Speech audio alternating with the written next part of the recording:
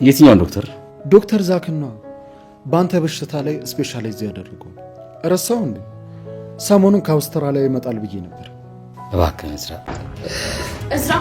አባዬ። አቤል፣ ምንድን ነው የተፈጠረው? ማርዳ ምን ሆነች? እንደውም መነን ከኩኩሻ ጋር ትመሳሰላላችሁ ትለኝ ነበር። ወይ እትሽ ትሆን እንዴ? የወይዘሮ መነን ነገር እኮ ምንም አይታመንም። ኧረ እኔ ሲጀመር ቤተሰቦቼን አላውቃቸው። አንድ ምስኪን ሽማግሌ ነው ከጎዳና አንስቶ ያሳደገኝ። ይቅርታ ግን ይህን ጩቤ እዚህ ጋር ብንገትረው ምን ይመስላችኋል? እንደውም ሙቲን ይህን ያክል ካየኋት በቃ ልሂድ መሰለኝ። እንዴ ቆይ እንጂ የሰራሁትን ምግብ በልተሽ ነው የምትሄጂው? አይ ግድ የለሽም አብል ልሂድ። ቤቱ የሆነ የሚያስለፈልፍ ነገር አለ።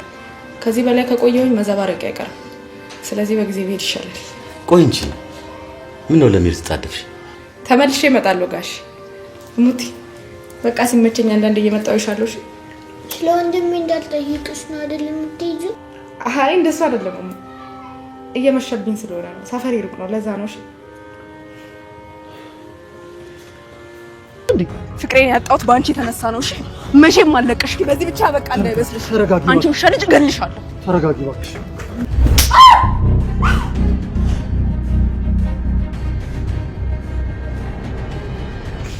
እኔም የሚስ አደራ ስላለብኝ የእናቱ አደራ ስላለብኝ ነው አንተና እዝራ ስደበድቡኝ ስታሰቃዩኝ ዝም ያልኩት። አፍሽን ዝግ ብዬሻለሁ። የልጄ ስም ባንቺ ልኩስ የሚጠራ አይደል። እኔን ከአንቺ ውጪ ሊደፋኝ ቆርጦ የተነሳሽ ማንም የለም። እንዴት ይህንን ምስጢር ትውጫለሽ? እዝራ ቢሰማ ምን ሊሆን እንደሚችል እንኳን አታስቢም? ትሰማኛለህ?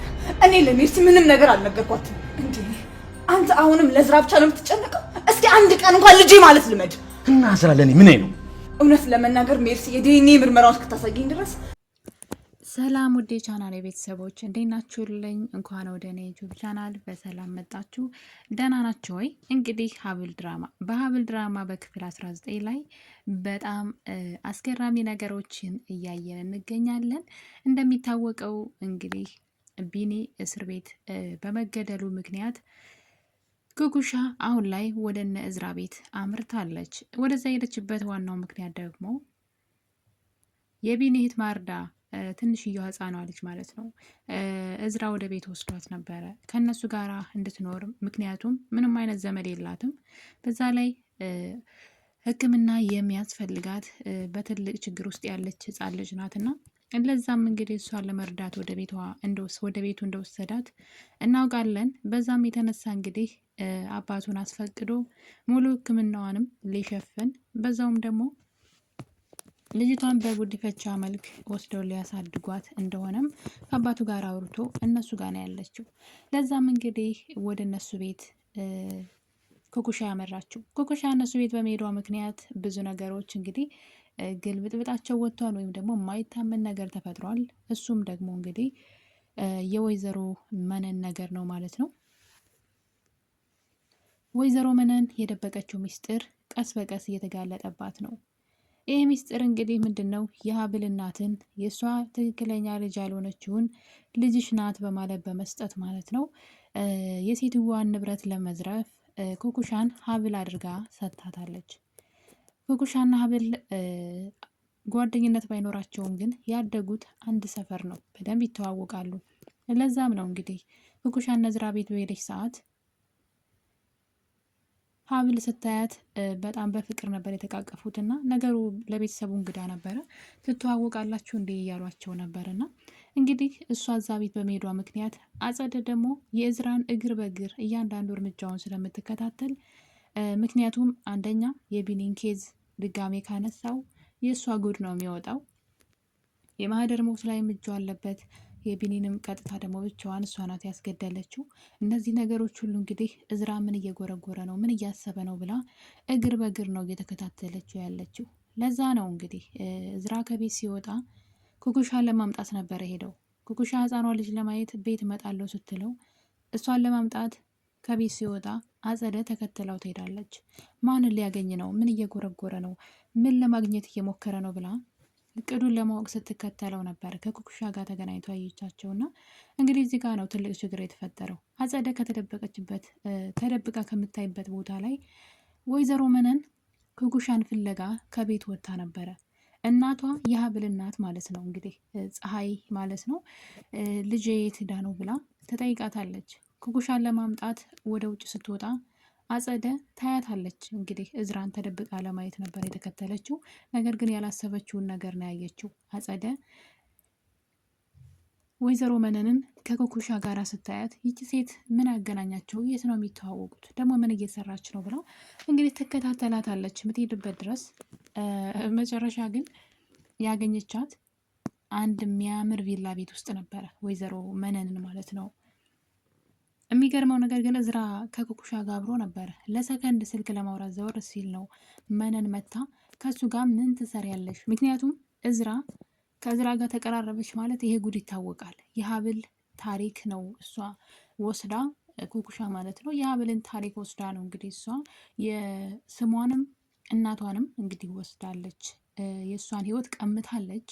ስለዚህ ይሄ ነገር ታወቀ ማለት እዝራ ይሄን ነገር አወቀ ማለት እንግዲህ ነገሮች ይበላሻሉ። ኩኩሻ ከእዝራ ካራቀች ማለት ነው ነገሩ አይቆይም፣ ይታወቃል። ነገር ግን ደግሞ ኩኩሻ በፍጹም ከእዝራ አትርቅም።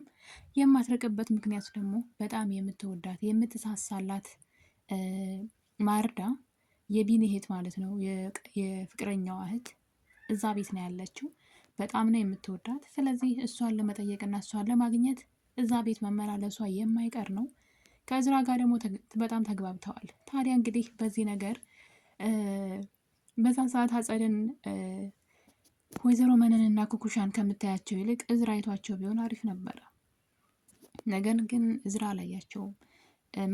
አጸደ ናት ያየቻቸው። ለዛም እንግዲህ ተከትላት ሄዳ እያንዳንዱ ሚስጥሯን አውቃለች። እናም እንግዲህ አሁን ድርድር ላይ ገብተዋል።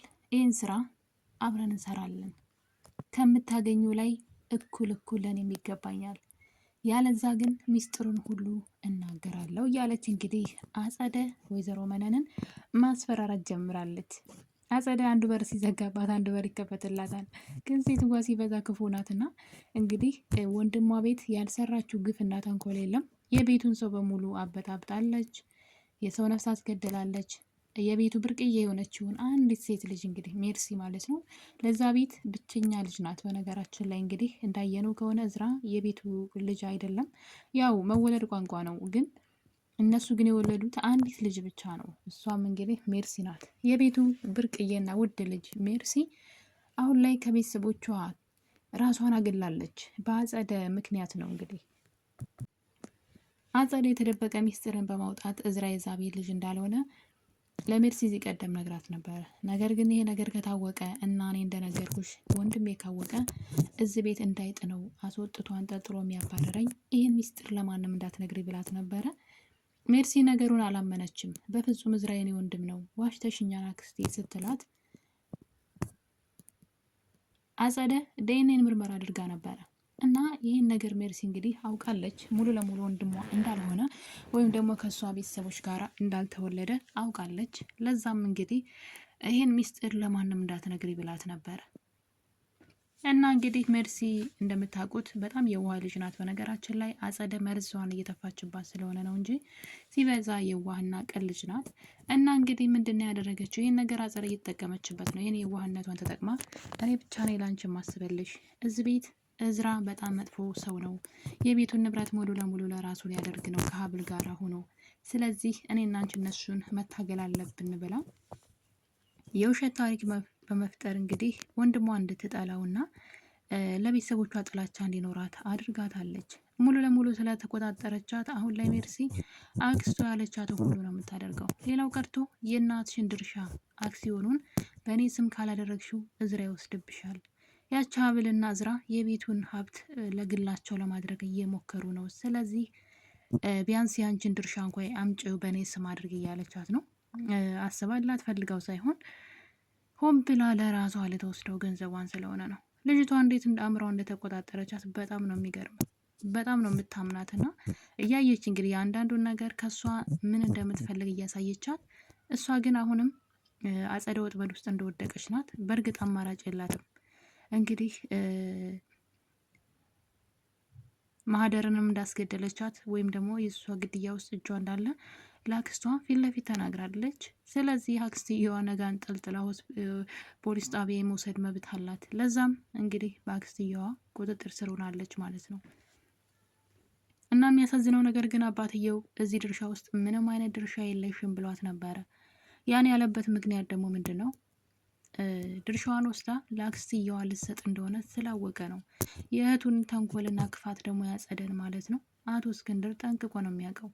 ስለዚህ እየተጫወተችባት እንደሆነ ስላወቀና ገንዘቧን ልተቀማት እንደሆነ ስላወቀ ምንም አይነት ድርሻ የለሽም የአክሲዮን እናትሽን ብትሆን ለእኔ ነው ሳታይ የሞተችው እንጂ ምንም አይነት በስምሽ ያዞረችልሽ ነገር የለም ብሏት ነበረ። ለዛም እንግዲህ ተናዳ ያጸደ ሚስጥር አውጥታለች። የዲኤንኤን ውጤት ወስዳ እንግዲህ ለአባቷ በመስጠት እዝራ እኮ የዚህ ቤት ልጅ አይደለም ዲቃላ ነው፣ ወፍ ዘራሽ ነው። ስለዚህ እኔ የቤቱ ልጅ እያለው እሱ ማን ስለሆነ ነው በማለት እንግዲህ በንዴት አባቷን እመም ላይ ስትጥላቸው እያየን ነበር። አቶ እስክንድር ራሳቸውን ስተው እስከ መውደቅ እየደረሱ ነበረ። ሀብል ባትኖር በጣም ከባድ ነበር ለሳቸው። እንግዲህ ሜርሲ በዚህ መጠን ነው ለቤተሰቦቿ እንኳን ማሰብን ያቆመችውና ጥላቻ ያላትና እንግዲህ ይህን ሚስጥር እንግዲህ ደግሞ የጅልነቷ ጅልነት አጸደ እዚህ ነገር ውስጥ የለችበትም በራሴ ነው ያወቅኩት እያለች እንግዲህ አጸደ እጇ እንዳለበት በግልጽ እየተናገረች ነበረ። ታዲያ ይህን ነገር ግን የሚገርመው ነገር ሀብል እዚህ ቀደም ታቅ ነበረ እዝራ የዚህ ቤት ልጅ አለመሆኑን። ይሄ ዲኤንኤን ውጤት ከመምጣቱና ሜርሲ ከመናገሯ በፊትም ታውቅ ነበር።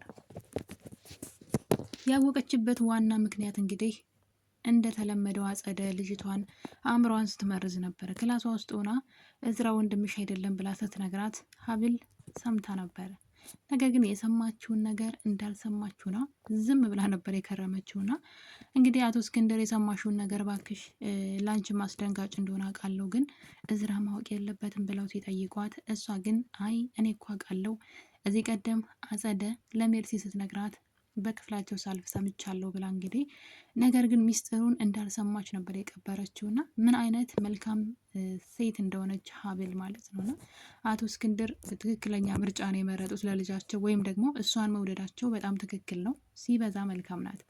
እና እንግዲህ ነገሮች ትንሽ የተቀየሩ ይመስላሉ። እንግዲህ አጸደ በተለይ ደግሞ የወይዘሮ መነነ ሚስጥር ካወቀች በኋላ የሀብልን ሕይወት ቀምተው ለነሱ ለማድረግ ደፋ ቀና እያሉ እንደሆነ ስትደርስ እዛ ጨዋታ ውስጥ እሷም ገብታበታለች።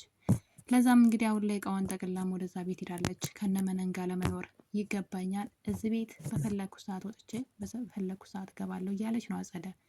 ምክንያቱም ሚስጥራችሁን አውቄያለሁ፣ አንድ እኩል ነን ብላለች። ለዛም እንግዲህ ሌላ ሶስተኛ ሰው የሀብልን የወላጅ እናት ንብረት ለመውሰድ አጸደ መነንና ኮኩሻ አሰብስፈዋል። በሌላ በኩል ደግሞ እዝራ የሀብልን ትክክለኛ አባት ዶክተር ዘካርያስን ማለት ነው ወደዚህ እንዲመጣ እያደረገ ነው። በሰሞኑን ሀገር ውስጥ ይገባን ብለዋል። ለዛም እንግዲህ የአባቱ ህመም ካንሰር ነው።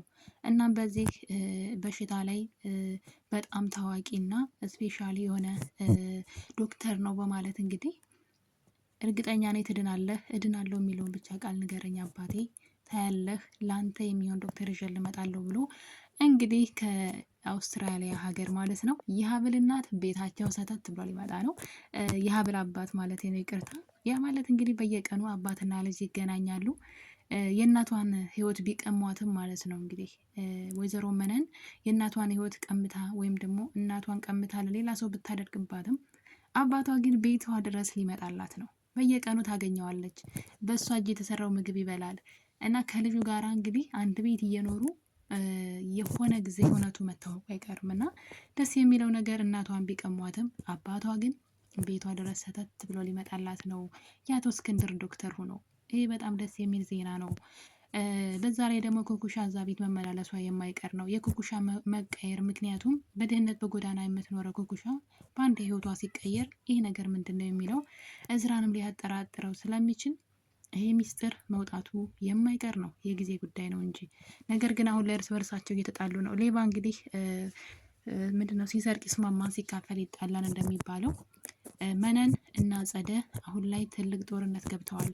አጸደ መነንን ያስፈራራቻት ትገኛለች። ሁሉም ነገር ልክ እንዳንቺ ለእኔ የሚገባኛል እያለቻት ነው። ሚስጥርሽን አውቃለሁ፣ አሁኑኑ እቅድሽን ማበላሸት እችላለሁ፣ አንቺም እኔም ገንዘብ ወዳጆች ነን እያለች ነው። መነን እምቢ ማለት አትችልም፣ ምክንያቱም ደግሞ ሚስጥሯ ታውቆባታል። ነገር ግን ምናልባት አጸደን ልታስገድላትም ትሞክር ይሆናል ለገንዘብ ብላ። እንግዲህ በጣም አጓጊና አስተማሪ የሆነው የሀብል ድራማ ክፍል 19 ተረጋችን ይህን ይመስል ነበረ። እንደወደዳችሁ ተስፋ አደርጋለሁ። በሌላ በአዲስ ቪዲዮ እስከምንገናኝ ድረስ የዛሬው ይህን ይመስላል። ባይ ባይ።